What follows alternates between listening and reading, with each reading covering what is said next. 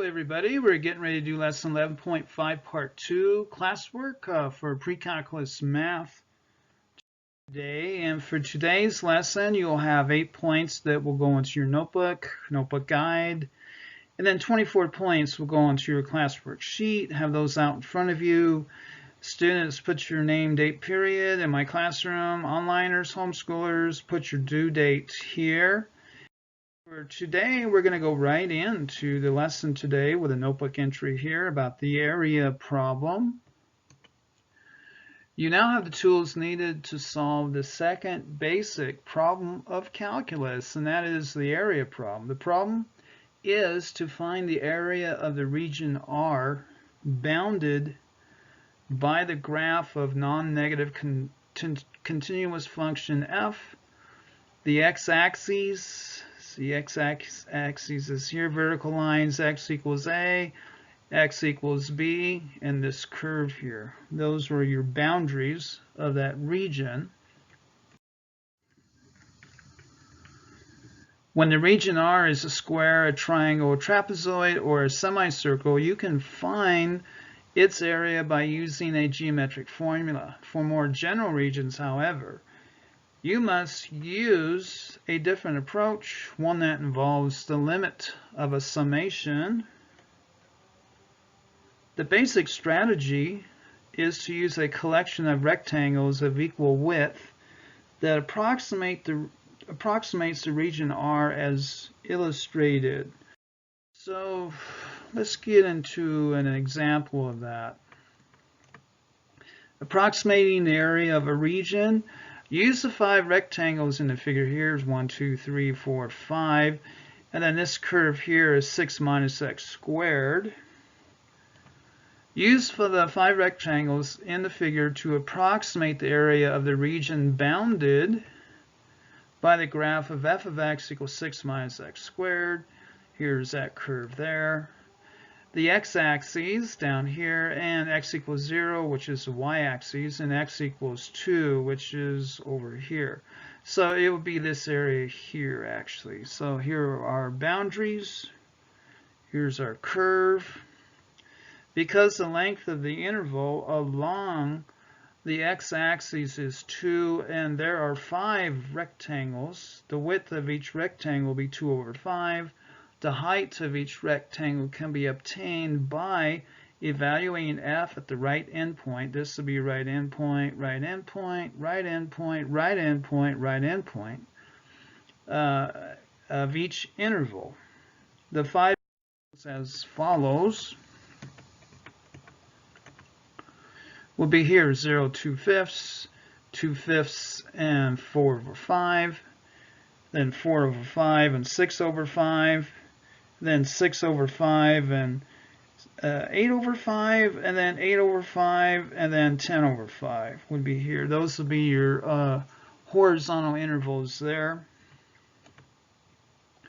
Notice that the right endpoint of each interval is 2/5 I, for I equals 1, 2, 3, 4, and 5. The sum of the areas of the 5 rectangles is summation here. Here's our height here, 2i over 5. F of 2i over 5 multiplied by 2 over 5. And then we have 5 intervals, I equals 1 here. And then this will be our width, will be 2 over 5. Our height here will be 2i over 5. And so putting this summation into practice here, we have 6 minus 2i over 5 squared.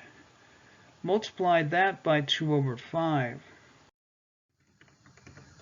So once we do that, we have our summation here, 2/5 times summation here, upper limit of 5, I equals 1, 6 minus 4, 25ths, and then summation again of 5, upper limit here of 5, I equals 1, 2i squared here.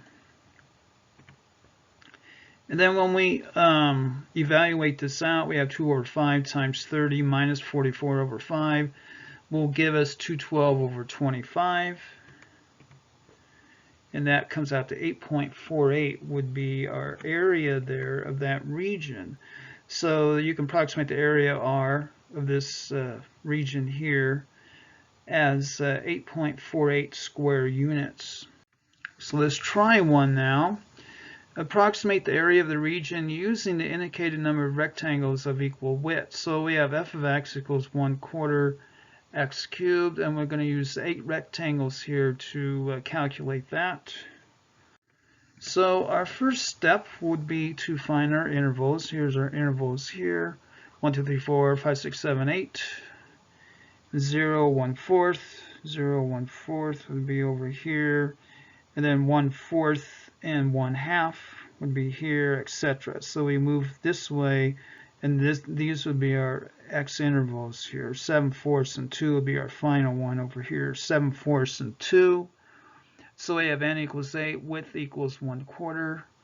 And so here is our function here of our curve, 1/4 x to x cubed. Yeah, x cubed, 1/4 x cubed, n equals 8. So that would be our setup there. The rest of it, I'm going to let you do that, students. Try that on your own. By increasing the number of rectangles used in example 4, you can obtain a closer approximation of the area of the region. For instance, using 25 rectangles of width 2 over 25 each, you can approximate the area to be A equals 9.17 square units. The following table shows even better approximations. So here will be our table here, and we have up to 5,000 rectangles. So we go all the way from 8.48 up here to 9.33. So as we increase our rectangles, we get closer up here to 9.33. Based on the procedure illustrated in example 4, the exact area of a plane region R is given by the limit of the sum of n rectangles as n approaches infinity. So if we do that, area of a plane region, let f be continuous and non-negative on an interval AB. The area A of the region bounded by the graph of f, the x-axis, and the vertical lines x equals A and x equals B is given by this gnarly little summation right here. This is symbolized by this down here, height times width. So let's try one. Finding the area of a region. Find the area of the region bounded by the graph of f of x equals x squared, and the x-axis between x equals 0 and x equals 1. So as shown, here's our x squared here, then here's our region, 0 and 1. So begin by finding the dimensions of the rectangles.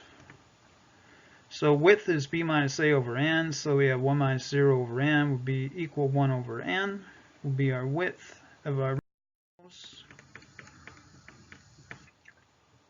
And then the height here would be f of a plus b minus a I over n would equal f of 0 plus 1 minus 0 I over n would be f of I over n, which would become the same thing as I squared over n squared.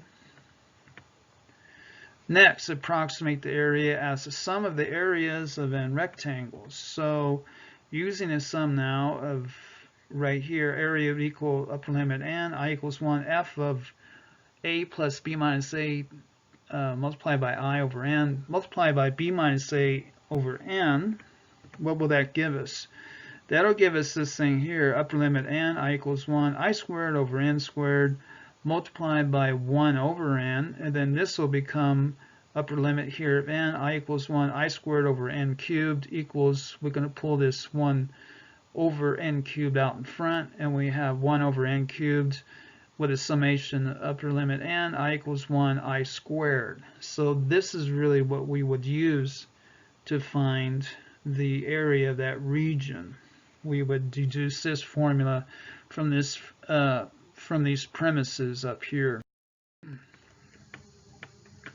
Okay, once we have that, that can be simplified into 1 over n cubed. With this, n times n plus 1 and 2n plus 1 over 6. So then that will become 2n cubed plus 3n squared plus n over 6n cubed. Finally, find the exact area by taking the limit as n approaches infinity. So as n approaches infinity here, we end up with this all goes away. We just end up with 2 over 6, and it would equal 1 over 3 would be the area of that region by taking the limit as n approaches infinity. So let's try one here. Use the limit process to find the area of the region bounded by the graph of the function 4x plus 1 and the x-axis over the specified interval. Here's our interval here, 0 and 1. So to find that by taking a limit, we have our limit here as we're going to set our summation up here. Upper limit here of our summation will be n, I equals 1 f of I over n multiplied by 1 over n, and f here would be 4 times I to the n plus 1 would be this situation here times 1 over n, and then we're going to pull our 1 over n out in front here, and then we have our summation of n, I equals 1, 4n to the I plus 1. So from there, students, I want you to attempt to, at least anyway, to complete that problem. That'd be your independent practice, and that is 11.5 Part 2 Pre-Calculus Math. Here's my email for questions or course materials. Thank you very much.